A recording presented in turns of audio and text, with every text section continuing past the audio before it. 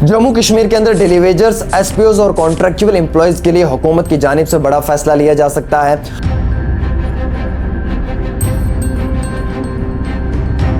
हुकूमत इस पे पूरा वर्कआउट कर रही है और अगले दिनों में शायद इन लोगों को परमानेंट पॉलिसी में भी लाया जा सकता है। अफसोस इस बात का है कि जम्मू कश्मीर के अंदर आज 12 नवंबर है और इस महीने की सैलरी अभी तक भी जो है वो एसपीओज को नहीं मिली है।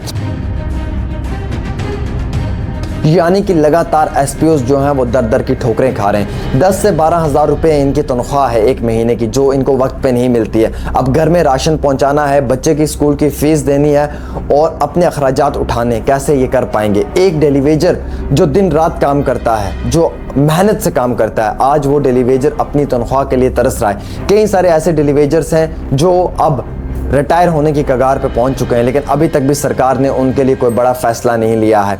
वो आज तक इस उम्मीद में थे कि हुकूमत उनके लिए कोई फैसला लेगी। पुरानी सरकारों ने तो बिल्कुल इन्हें इग्नोर किया, इन पे लाठी चार्ज किया है, लेकिन नई सरकार जो बनी है शायद इनसे इनकी उम्मीदें हैं कि नई सरकार इन्हें कुछ बेहतरीन दे सकती है। नेशनल कॉन्फ्रेंस के जो है वो एक वादा रहा है अपने मैनिफेस्टो में और 12 गारंटीज थी। उन गारंटीज में यह था कि एसपीओज की सैलरी को इन्हांस किया जाएगा, डेली वेजर्स को जो है वो परमानेंट किया जाएगा, कॉन्ट्रैक्चुअल मुलाजमीन को जो है वो परमानेंट लिस्ट में लाया जाएगा।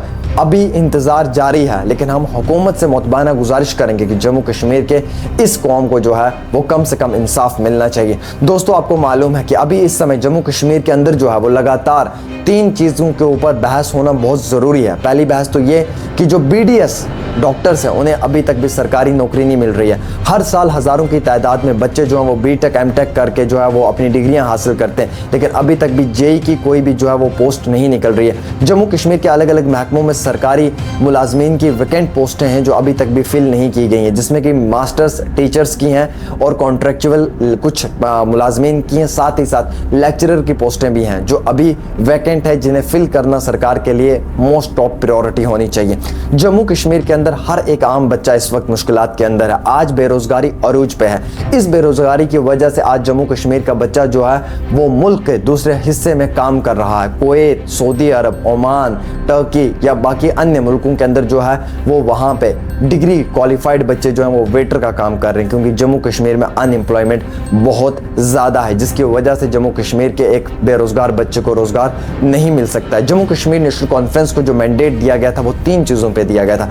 पहला कि बेरोजगारी ख़त्म होनी चाहिए, दूसरा कि जितने भी मुलाजमीन आर्जी तौर पे हैं इन्हें परमानेंट किया जाए, और तीसरा धारा 370 को वापस लाया जाए। 370 आज मेरा टॉपिक नहीं है, आज का टॉपिक है सिर्फ सरकारी मुलाजमों के ऊपर बात करना। कई सारे सरकारी मुलाजिम हैं जो रिजर्वेशन एंड प्रमोशन की डिमांड कर रहे हैं, लेकिन अभी तक उनको वो नहीं मिली। कई सारे सरकारी मुलाजमीन हैं जिन्हें जो है वो फ़िलहाल के तौर के ऊपर ट्रांसफ़र पॉलिसी के अंदर भी नहीं लाया गया है। अभी कई सारे ऐसे मुलाजमीन हैं जो अपने डिस्ट्रिक्ट से बाहर काम कर रहे हैं और उन्हें काफ़ी ज़्यादा दिक्कत आ रही है। इतने ज़्यादा जम्मू कश्मीर के अंदर मसाइल हैं, पिछले 5 सालों में हुकूमत ने जो काम नहीं किया उसका प्रेशर अल्टीमेटली आज उमर अब्दुल्ला की सरकार पे पड़ रहा है। लेकिन उमर अब्दुल्ला की सरकार को वक्त चाहिए, इस सरकार को वक्त देना भी चाहिए, और वक्त अगर इस सरकार को हम लोग देते हैं तो ये सरकार ये वादा करे कि अगले कल में ये जम्मू कश्मीर के बेरोज़गार नौजवानों को रोज़गार देगी और जम्मू कश्मीर के मुस्तकबिल को बदलने में एक पॉजिटिव रोल प्ले करेगी। दोस्तों, हम सब लोगों का फ़र्ज़ बनता है कि इस मुद्दे पर हम बात करें, क्योंकि जम्मू कश्मीर के अंदर डेली वेजर हैं, कैजुअल लेबर हैं, कॉन्ट्रैक्चुअल एम्प्लॉयज़ हैं, एसपीओज़ हैं या एनआरएचएम के मुलाजमीन हैं या बाकी अन्य मुलाजमीन हैं, ये लोग इस वक्त मुश्किलात की ज़िंदगी गुजार रहे हैं। 10,000 रुपये महीने का अगर इन्हें तनख्वाह मिल रही है, उस 10,000 रुपये में ये अपना घर तक नहीं चला पा रहे हैं, अपने घर का राशन तक नहीं ला पा रहे हैं, तो फिर कैसे अपनी बुजुर्ग माँ का इलाज करवाएंगे और फिर कैसे अपने बच्चों की स्कूल की फ़ीस अदा करेंगे। कई सारे पेरेंट्स से बच्चे नाराज़ हैं क्योंकि उनको अच्छी एजुकेशन पेरेंट्स नहीं दे पा रहे हैं। कारण यह है कि बेरोज़गारी है, और अगर वो सरकारी मुलाजिम हैं भी तो उन्हें सैलरी टाइम पे नहीं मिल रही है।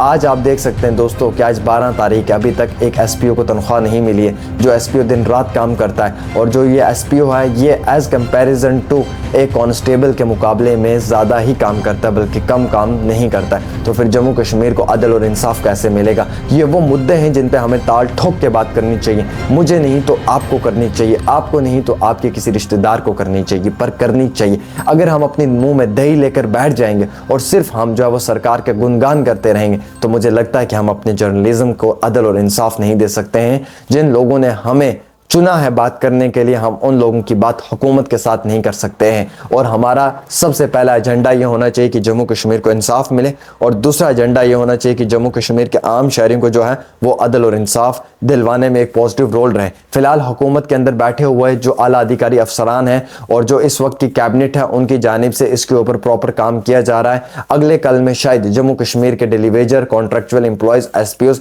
इन सब लोगों के लिए कोई बेहतरीन खबर हो सकती है। उमर अब्दुल्ला की सरकार लगातार इस पे काम कर रही है।